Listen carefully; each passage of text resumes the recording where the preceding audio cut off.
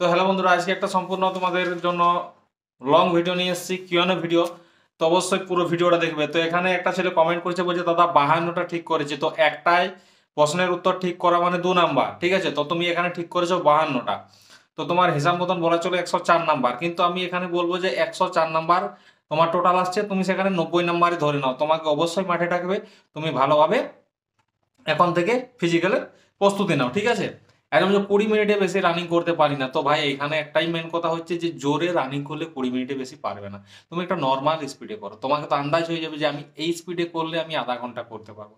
যখনই তুমি আধা ঘন্টা রানিং করবে তখন তোমার সেখানে 1 মাস প্র্যাকটিস করার পর 5 কিলোমিটার 24-এর মতো চলে আসবে, 24-এর মধ্যে। এইচএস ওপেন থেকে মানে পাস করা যাবে ভাই, এটা তোমার ব্যক্তিগত ব্যাপার, সবই করা চলবে। ডাব্লিউবিএসআই এর হাইট কম আছে, তো হাইটটা বাড়াও, তার জন্য প্র্যাকটিস করো, তাছাড়া কিছু করার নেই। আসছি পরের কমেন্ট, একজন বলছে দাদা চশমা পরি, চশমা খুলে দিলে একটু ঝাপসা দেখায়। তো আমি বলবো দেখো, চোখের ডাক্তার দেখো, আমার এই সমস্যা ছিল।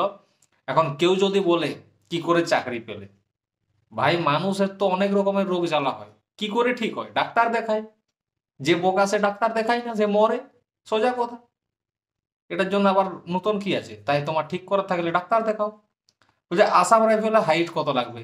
Assam rifle, BSF, CRPF, CISF, ITBP, SSB, NIA এবং এসএসএফ সবার ক্ষেত্রে 170 সেন্টিমিটার হাইট লাগে। চেস্ট লাগে 80, 5 সেন্টিমিটার ফুলাতে হয়, ওজন 50-এর উপরে, ঠিক আছে? এসসি সেন্ট্রাল সার্টিফিকেট নেই, তো এটা বানিয়ে নাও, না হলে কিন্তু হবে না, তোমাকে তখন সমস্যা তৈরি করতে পারে। নিজে থেকে প্রস্তুতি নেওয়া ভালো না একাডেমিতে যাওয়া ভালো?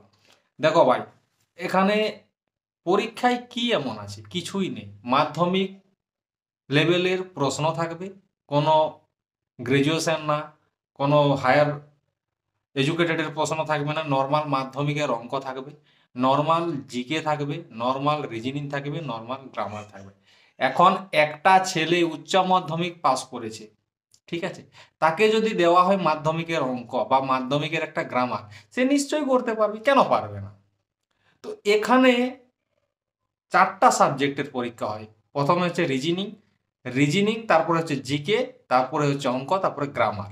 তো এইখানে জিকে আর গ্রামারটা নিজে থেকেই করা যায়, এটার জন্য আলাদা কোনো মাস্টার লাগে না, বই থেকে পড়লেই হলো, ঠিক আছে?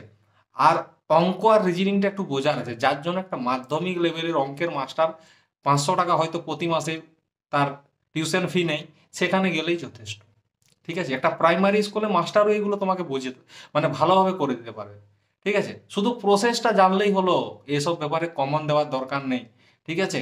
আর এখানে একাডেমি বা তুমি কোনো দালালকে ধরারও কোনো দরকার নেই, শুধু একটু নিজের বুদ্ধি খাটালেই কাজ, ঠিক আছে?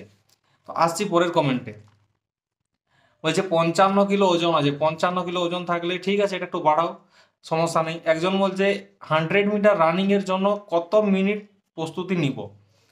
এটা 1 কিলোমিটার প্রতিদিন করো। 100 মিটার যেটা বলছো মানে 100 মিটার, ঠিক আছে? তো এরকম ভাবে তো ভাই কিছু বলার নেই।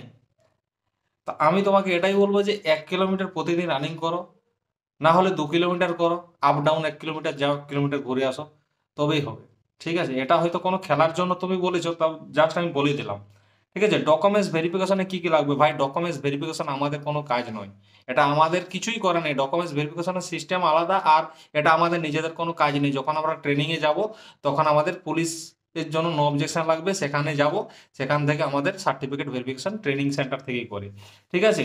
একদম যে 6 ফুট হাইট, 60 কিলো ওজন, ভাই এটাতে সমস্যা কিছু না, নর্মাল ব্যাপার। তো আসলে কথাটা বুঝতে পেরেছো, চ্যানেলটা সাবস্ক্রাইব করে এবং লাইক কমেন্ট করে যাবে। জয় হিন্দ, জয় ভারত, বন্দে মাতরম।